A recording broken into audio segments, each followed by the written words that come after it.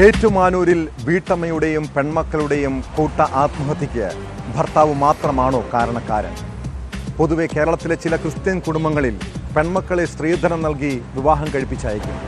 പിന്നെ അവളുടെ ജീവിതത്തിൽ എന്ത് സംഭവിച്ചാലും ഭർത്താവ് മാത്രമാണ് ഉത്തരവാദിയെന്നാണ് വെപ്പ്. ഇവിടെ ഷൈനിക്ക് പിതാവും സഹോദരങ്ങളുമുണ്ട്. ഭർത്താവിൽ നിന്ന് ക്രൂരപീഡനം ഏറ്റുവാങ്ങിയപ്പോൾ ഷൈനിയുടെ കുടുംബം എന്തുകൊണ്ടാണ് ഇടപെടാതിരുന്നത്?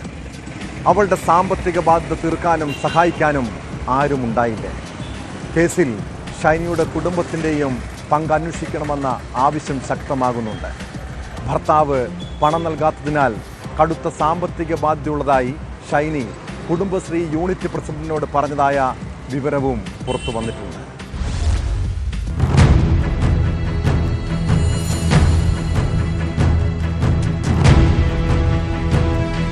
മരണത്തിനു മുമ്പ് കുടുംബശ്രീ യൂണിറ്റ് പ്രസിഡന്റുമായി ഷൈനി നടത്തിയ ഫോൺ സംഭാഷണത്തിലാണ് കടുത്ത സാമ്പത്തിക ബുദ്ധിമുട്ടുള്ളതായി പറയുന്നത്. ഭർത്താവ് പണം തരാത്തതിനാൽ കുടുംബശ്രീയിൽ നിന്നെടുത്ത വായ്പ തിരിച്ചടയ്ക്കാൻ വഴിയില്ലെന്ന് ഷൈനി സംഭാഷണത്തിൽ വ്യക്തമാക്കുന്നു. സ്വന്തം ആവശ്യത്തിന് എടുത്ത വായ്പയായിരുന്നില്ല. വിവാഹമോചന കേസിൽ തീരുമാനമായ ശേഷമേ നോബി പണം തരൂവെന്നും ഷൈനി പറയുന്നുണ്ട്. 1,26,000 രൂപയാണ് ഷൈനി കുടുംബശ്രീ യൂണിറ്റിൽ തിരിച്ചടയ്ക്കാനുള്ളത്. ഷൈനിയും 2 പെൺമക്കളും റെയിൽവേ ട്രാക്കിൽ ആത്മഹത്യ ചെയ്തതിന് പിന്നാലെ ഭർത്താവ് നോബിയെ പോലീസ് അറസ്റ്റ് ചെയ്തിരുന്നു. അതേസമയം നോബി മാത്രമല്ല ആത്മഹത്യയിലേക്ക് ഷൈനിയെ തള്ളിവിട്ടതെന്നാണ് ഉയരുന്ന ആരോപണം. നോബിയുടെ ശാരീരിക പീഡനങ്ങൾ ഉൾപ്പെടെ തുടർച്ചയായി സഹിച്ചിട്ടും ജോലി കണ്ടെത്തി ജീവിതത്തിലേക്ക് മടങ്ങിയെത്താനായിരുന്നു ഷൈനി ശ്രമിച്ചിരുന്നത്. കുട്ടികളെ ഹോസ്റ്റലിലാക്കുന്നതിന് വേണ്ടിയുള്ള സൗകര്യം ഏർപ്പെടുത്തിയ ദിവസം രാത്രിയാണ് ആത്മഹത്യ ചെയ്തത്. ഇതിന് കാരണക്കാരൻ നോബി മാത്രമല്ല എന്നാണ് ആരോപണം. വളരെ സമാധാനപരമായിട്ട് ഒരു ജീവിതത്തെക്കുറിച്ച് സ്വപ്നം കണ്ട ഷൈനി പെട്ടെന്ന് ഒരു ആത്മഹത്യയിലേക്ക് പോകണമെങ്കിൽ ആ കുടുംബത്തും ഒരു പ്രശ്നം ഉണ്ടായിരിക്കണം. ജോലി ചെയ്തിരുന്ന സ്ഥാപനത്തിൽ നിന്ന് ജോലി കളയുന്നതിന് പിതാവ് ഒരു കാരണമായി എന്നുള്ളത് തീർച്ചയായിട്ടും ഇന്ന് ചർച്ച ചെയ്യപ്പെടുന്ന ഒരു പ്രധാന വിഷയമാണ്.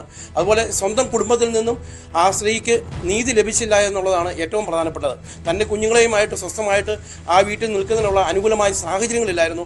പ്രധാനമായിട്ടും ആ വീട്ടിൽ നിന്ന് മാറി കുഞ്ഞുങ്ങളെ ഹോസ്റ്റലിൽ നിർത്താനുള്ള തീരുമാനവുമായിട്ട് ചെന്ന ഷൈനിക്ക് ആ വീട്ടിൽ നിന്ന് ഏതെങ്കിലും തരത്തിലുള്ള ദുരനുഭവങ്ങൾ ഉണ്ടായിട്ടുണ്ടോ എന്നുള്ളത് പ്രത്യേകം അന്വേഷിച്ച് കണ്ടെത്തേണ്ടതാണ്.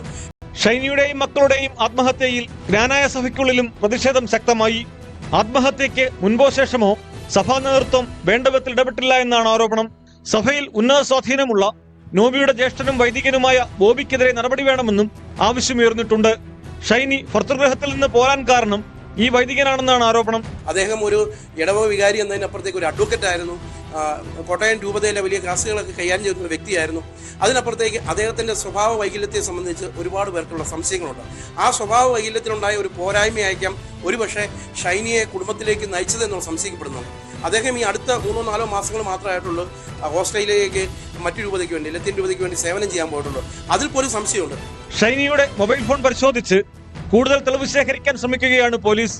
പിതാവ് കുര്യാക്കോസ്, നോബിയുടെ സഹോദരനായ ബോബി എന്നിവരെ വിളിച്ചു വരുത്തി മൊഴി രേഖപ്പെടുത്തിയേക്കും.